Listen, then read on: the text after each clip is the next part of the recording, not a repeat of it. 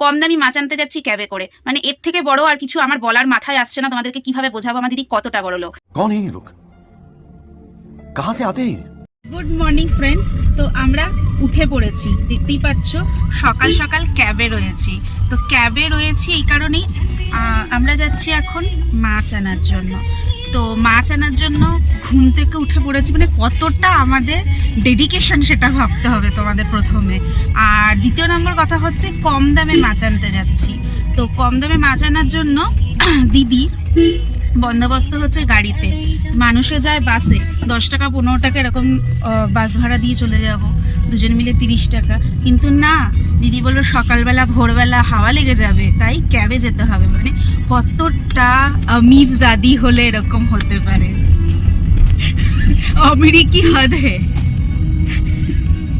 তো সকালবেলা মাছ আনতে যাব, তার জন্য উঠেছি আমরা ক্যাবে উঠে এখন যাব মার্কেটে।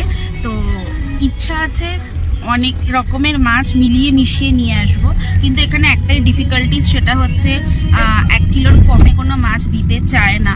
এবার যদি ছোট মাছ পাই তো ওগুলো 1 কিলো এনে বেছে কেটে রাখা ভীষণই ডিফিকাল্ট সিচুয়েশন হয়ে যায়। তো বোন একদিকে কথাটা ঠিকই বলেছে, কারণ যতটা সহজে মাছগুলো কেনা হয়ে যায় ততটা কিন্তু পরিষ্কার করে রাখতে অতটা সহজ নয়, তো অনেকটাই সময় লেগে যায়। আর আমরা এখনও অবধি পৌঁছাইনি, আরও কিছুক্ষণ সময় লাগবে। আর দেখতেই পাচ্ছ রাস্তাঘাট বেশ শুনশান, কিন্তু এই সময়টায় রাস্তায় বেরোতে বেশ ভালো লাগে, কারণ ওয়েদার একদম পুরো মাস্ট। কিন্তু মানে গাড়ির কাজটা ওঠানো, কারণ ঠান্ডা হাওয়া দিচ্ছে বলে। তো এখনও আমাদের পুরো পৌঁছাতে, মানে বাজারে পৌঁছাতে 5 মিনিট লাগবে। চলো পৌঁছে তোমাদের দেখাচ্ছি মানে কী কী কিনবো। আর বোন তো চলে এসেছি, এবার চলো ভেতরে ঢুকছি, ফিশ মার্কেটের কি পাই না পাই তোমাদের সাথে শেয়ার করছি। তো ফিশ মার্কেটে আমরা ঢুকে পড়েছি, ঢুকে দেখতেই পাচ্ছি প্রচুর রকমের মাছ। তো আগে ভালো করে পুরো মার্কেটটা ঘুরবো, তারপর যেগুলো যেগুলো আমাদের দরকার সেগুলো কিনে নিচ্ছি অল্প অল্প করে। তো সব কিছু অতটা দেখানোটা পসিবল হচ্ছে না, দেখতে পাচ্ছ কত জাম্বো সাইজের বোয়াল মাছ। যাই হোক পুরো বোয়ালটা নিচ্ছি না। আর এখানে পুঁটি মাছ, মোরলা মাছ, প্রচুর রকমের মাছ আছে, যা যা ইচ্ছা তোমাদের নিতে পারো। আমরা এখানে অনেকগুলো মাছ নিয়েছি অল্প অল্প করে। তার সাথে নিয়ে নিয়েছি ভোলা ভেটকি। তো ভোলা ভেটকি ফিলেট করার জন্য আমরা এখানে এই দাদার কাছে কাটাতে দিয়েও দিয়েছি, উনি কেটে পরিষ্কার করে দিচ্ছে। তো বাকি যারা যা যা মাছ কিনেছে সেগুলো আমরা চলো বাড়িতে গিয়ে তোমাদের পুরো ভালো করে দেখাবো, কারণ এখানে অতটা দেখানোটা পসিবল হয়নি। মাছ টাছ কেনা হয়ে গেছে কমপ্লিট। তো এখন মাছ কিনে প্রচুর টাকা খরচা হয়ে গেছে বলে গরিব হয়ে গেছে দিদি, তার জন্য অটোতে করে যাচ্ছি। আর কী কী মাছ কিনেছি তোমাদের চলো বাড়িতে গিয়ে পুরোটাই শেয়ার করব। তো বাড়িতে যাই, গিয়ে অনেক কিছু নিয়েছি, লাল শাক টাক অনেক কিছু নেওয়া হয়েছে। বাড়িতে গিয়ে পুরো ভিডিওটা দেখাচ্ছি তোমাদেরকে ভিডিওতে যে কত রকমের কিছু নেওয়া হয়েছে। তো তাহলে ভিডিওটা স্কিপ না করে কন্টিনিউ করতে পারি। বাজার করে আমরা বাড়িতে চলে এসেছি, এখন চেঞ্জ করে নেবো, কারণ এই জামাতে আর থাকা পসিবল হবে না। তো চেঞ্জ করে নেওয়ার পর তারপর মাছগুলো বার করে, হ্যাঁ তার আগে চা খেয়ে নেবো, কারণ চা না খেয়ে আর নাক ব্লক হয়ে গেছে। যদিও আসার সময় অটোতে একটু হলেও তো ঠান্ডা তো লেগেছেই, যাওয়ার সময় ক্যাবে গেল, অটো আসার সময় একটু ঠান্ডা লেগেছে। আর তারপর যে পরিমাণ তাড়াতাড়ি গেছি, তো এখন ওয়েদার প্রচণ্ড ঠান্ডা, তো একটু তো ফেস করতেই হয়েছে। তোমরা দেখো এই রয়েছে লইট্টা, কাইলা লইট্টা, কিন্তু খুব একটা ফর্সা নয়। এটা রয়েছে ফলুই, এটা রয়েছে কি বলে ভেটকির ফিলেট। আর এই দেখো একদম ঝাঁকানাকা কি বলে এটা নাম, মোরলাটা নিয়েছে 160 টাকা করে। ভেটকি নিয়েছে আজকে 480 টাকা লোট। হ্যাঁ একদম বড় 2 কিলোর কাছাকাছি ছিল। এটা হচ্ছে লোটে 200 টাকা। আর এটা সব থেকে হ্যাট্রিক করেছে 120 টাকা, কলকাতাতেও খাইনি জীবনে। আর এইটা পেটে ডিমালা চিংড়ি নিয়েছে 300 টাকা। আর এই চিংড়িটা নিয়েছে 350 টাকা করে। বড় ছোট একটু মেশানো আছে। তো সে আন্দাজে বলবে এইটা খুবই ভালো হয়েছে, হালকা কয়েকটা ডিমও আছে, বেশ ভালোই আছে। তো চলো এগুলো আগে ক্লিন করে নিই। তো মাছগুলো প্রথমে ভালো করে পরিষ্কার করে, কারণ পরিষ্কার করতে বসার আগে তোমাদের কী কী মাছ কত দাম সব দেখিয়েছি, পরিষ্কার করে ভালো করে ফ্রিজে সেট করে দিয়েছি।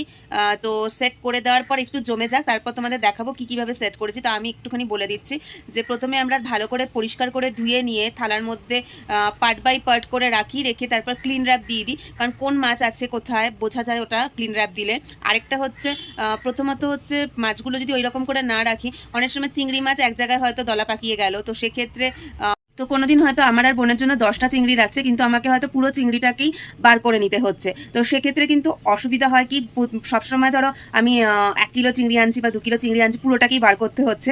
তো সেক্ষেত্রে একটু তো অসুবিধা হয়, কারণ মাছটা খারাপ হয়ে যাওয়ার ভয় থাকছে, কারণ বারবার বরফ ছাড়ছে, আবার বরফে রাখছি। তো ওর জন্য আমরা এরকম করে পার্ট বাই পার্ট করে রাখি। তো আমার যে কটা দরকার সে কটা অনায়াসে আমরা বার করতে পারবো। তো ওর জন্য ওইভাবে লেয়ার টু লেয়ার করে রেখে এখন ফ্রিজে সব কটা ঢুকিয়ে দিয়েছি।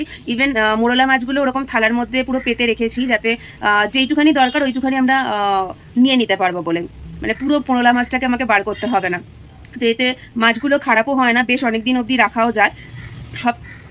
সব থেকে ভালো হয় এয়ারটাইট কন্টেনারের মধ্যে যদি এবার বরফ হয়ে যাওয়ার পরে রাখা যায়, তো ওতে একটুখানি জায়গাটা বেশি লাগে। তো যতগুলো মাছ সম্ভব এয়ারটাইট কন্টেনারে রাখা সেটা চেষ্টা করব, বাকি যেগুলো রাখা যাবে না তো ওগুলো তাড়াতাড়ি খেয়ে নেওয়ার চেষ্টা করব। আর বেশিরভাগ আমরা ফিলেট যেটা আনি সেটা হচ্ছে মিঠুনের জন্য বেশিরভাগটা এনে রাখা থাকে, কারণ ওরও তাড়াতাড়ি আসার কথা আছে ব্যাঙ্গালোরে। তো একটু কিছু অন্যরকম খাওয়া দাওয়া তো হয় সেই সময়, তো তার জন্য রাখা থাকে। কারণ ভেটকি মাছের ফিলেট দিয়ে প্রচুর রকমের রান্না হয়, তো ওর জন্য আলাদা করেই রাখা সেটা থাকে।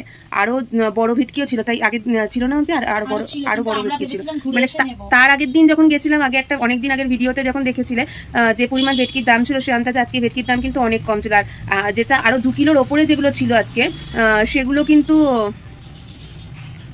মানে আমরা ঘুরে আস্তে আস্তে শেষ হয়ে গেছে, তো ওগুলো আর নিতে পারিনি।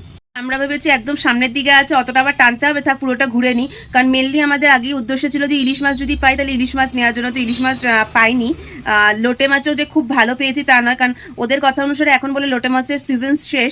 আর এদিকে কলকাতাতে শুনছি সবাই লোটে মাছ খাচ্ছে, কিছু করার নেই, তার জন্যই চলে গেছিলাম যদি ভালো লোটে মাছ বা ইলিশ মাছ পাইনি। তো ওদের শিবাজীনগরে যেটা ওরা বললো যে অগাস্টের লাস্টের দিকে বা সেকেন্ড উইকের পর থেকে ইলিশ মাছটা পাওয়া যাবে। তো তার আগে এত সবাই পোস্ট করছে না, মনটা না আর মানছে না, মনে হচ্ছে কলকাতায় গিয়ে খেয়ে আসি। কলকাতায় যদি সত্যি কোনো থাকার বা রান্নার জায়গা থাকতো, আমি গিয়ে সত্যি চলে গিয়ে খেয়েই আসতাম। কারণ ভাই ওটা আমাদের একটা মানে লোভ নয়, ওটা আমাদের ইমোশন। মানে ইলিশ মাছ ভাজা, ইলিশ মাছের তেল, কাঁচা লঙ্কা, মানে ইলিশ মাছের আঁশটা দিয়েও যদি কিছু রান্না করা যেত মানে আমি তাও করতাম, সেইটাও ছাড়তাম না। তো যাই হোক, অনেক কথা হয়ে গেছে, মানে যে খাওয়ার জন্য মনটা ছটফট করছে। তো যাই হোক, মাছগুলো ফ্রিজে রেখে দিয়েছি, আগে বরফ হয়ে সেট হয়ে যাক, তারপর চলো তোমাদের দেখাচ্ছি। এখানে দেখো মাছগুলো সব ধুয়ে ফ্রিজের মধ্যে আলাদা আলাদা করে সব ফ্রোজেন করে নিয়েছি। এটা হচ্ছে ভেটকি মাছের ফিলেট, আর এটা হচ্ছে লোটে মাছ। লোটে মাছের নিচে মোরলা মাছ আছে, কারণ আলাদা আলাদা করে পার্ট বাই পার্ট করে ক্লিন র্যাপ দিয়ে ভালো করে মুড়িয়ে রেখে দিয়েছি, কারণ যখন যতটা দরকার বের করার জন্য। তো তারপর দেখো এখানে চিংড়ি মাছ, এখানে নিচে গলদা চিংড়িটা রাখা আছে, আর উপরে এমনি ছোটো যে মিডিয়াম সাইজের চিংড়ি রাখা আছে, এখানেও তাই। তো এইরকম করে রেখেছি যাতে পরে নিতে অসুবিধা না হবে। তা ওটাও প্রথমে গলদা চিংড়ি, তারপরে একটা ক্লিন র্যাপ দেওয়া, তারপর আবার এই মিডিয়াম সাইজের চিংড়িটা রেখেছি। তো তোমরা তো দেখতেই পারলে যে কিভাবে মাছগুলো সেট করে রাখা হয়েছে, আর কারা কারা এরকম করে রাখো প্লিজ কমেন্টসে জানাবে। আর যারা ধরো রাখো না, তো এরকম করে একবার রেখে দেখো, রাখার পর আমাদের প্লিজ কমেন্টসে জানিও মাছগুলো কতদিন ভালো থাকছে, বা এরকম রাখলে সুবিধা হচ্ছে নাকি, প্লিজ এটা কমেন্টস করো। আর ব্লগটা ভালো লাগলে অবশ্যই লাইক শেয়ার কমেন্টস করতে ভুলো না। আর যারা ফেসবুক থেকে দেখছো তারা আমাদের ফলো করে দিও, আর ইউটিউব থেকে যারা দেখছো তারা প্লিজ সাবস্ক্রাইব করে দিও, আর আমাদের পাশে থেকো। আজকের মতন টাটা।